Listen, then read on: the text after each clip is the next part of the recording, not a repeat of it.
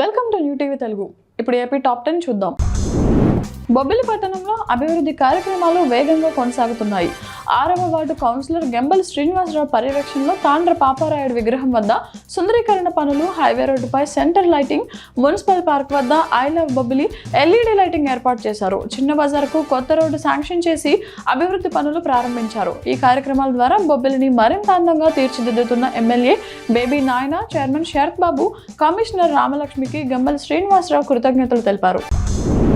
ఆత్రేయపురం మండలం వాడపల్లి శ్రీ వెంకటేశ్వర స్వామి ఆలయంలో హుండీ ఆదాయం లెక్కింపు జరిగింది. ఆలయ డిప్యూటీ కమిషనర్ చక్రధరరావు పూజలు నిర్వహించి లెక్కింపు ప్రక్రియను ప్రారంభించారు. దేవాదాయ శాఖ ఉన్న అధికారుల పర్యవేక్షణలో ఆలయ సిబ్బంది, స్వచ్ఛంద సేవకులు నగదు, బంగారం, వెండి కానుకలను లెక్కించారు. ఈ లెక్కింపు అత్యంత పారదర్శకంగా జరిగింది. వేంపల్లిలో శ్లోక రహదారిలో సిమెంట్ రోడ్డు పనులను టీడీపీ మండల పరిశీలకుడు రఘునాథ్ రెడ్డి భూమి పూజ చేసి ప్రారంభించారు. ఈ పనులు కోట్లతో వేంపల్లి మండల వ్యాప్తంగా చేపడుతున్నామని, ప్రజలకు మౌలిక సౌకర్యాలు కల్పించేందుకు కూటమి ప్రభుత్వం కృషి చేస్తోందని ఆయన తెలిపారు. పనులను నాణ్యతగా చేపట్టాలని ఆయన సూచించారు. సంక్రాంతి సెలవులు ముగియడంతో పల్లెవాసులు తిరిగి పట్టణాలకు బయలుదేరారు. దీంతో విజయవాడ, హైదరాబాద్ జాతీయ రహదారిపై వాహనాల రద్దీ విపరీతంగా పెరిగింది. ఇబ్రహీంపట్నం నుంచి గుంటుపల్లి వరకు సుమారు 3 కిలోమీటర్ల మేర వాహనాలు నిలిచిపోయాయి. ట్రాఫిక్ పోలీసులు రంగంలోకి దిగి వాహనాలను క్రమబద్ధీకరించే పనిలో నిమగ్నమయ్యారు.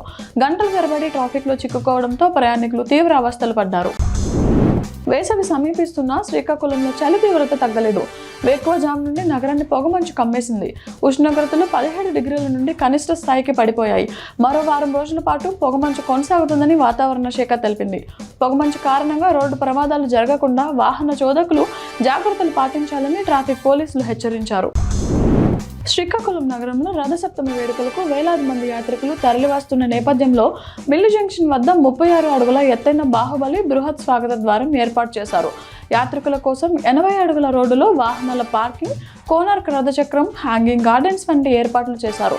స్వాగత తోరణం వద్ద కట్టుదిట్టమైన ట్రాఫిక్ ఆంక్షలు అమలు చేస్తున్నారు. అరసవెల్లి రథసప్తమి యాత్రకు 5 లక్షలకు పైగా యాత్రికులు వస్తారని అధికారులు అంచనా వేస్తున్నారు. దీనికి అనుగుణంగా మౌలిక సదుపాయాల కల్పనకు యంత్రాంగం దృష్టి సారించింది.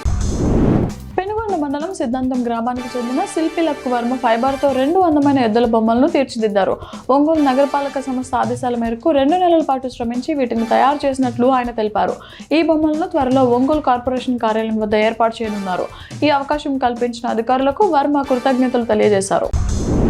కుప్పం నియోజకవర్గంలోని 80% గ్రామీణ ప్రాంతాల్లో ఈ ఆటోల ద్వారా ఇంటింటికి వెళ్లి చెత్తను సేకరిస్తున్నట్లు పీడీ తెలిపారు. దీనిని 100% పూర్తి చేయడానికి అవసరమైన చర్యలు చేపడుతున్నట్లు ఆయన పేర్కొన్నారు.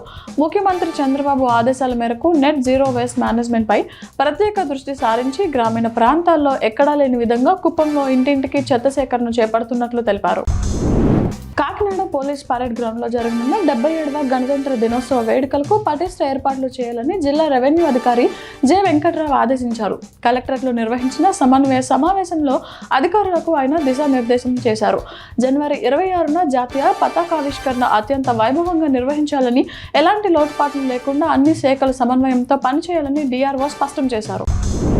తిరుపతిలో రోడ్ల భద్రతపై ప్రజల్లో అవగాహన పెంచే లక్ష్యంతో రహదారి భద్రత మాసోత్సవాల కార్యక్రమంలో భాగంగా శ్రీ వెంకటేశ్వర ఆర్ట్స్ కళాశాల నుంచి తుడా కార్యాలయం వరకు భారీ బైక్ ర్యాలీ నిర్వహించారు.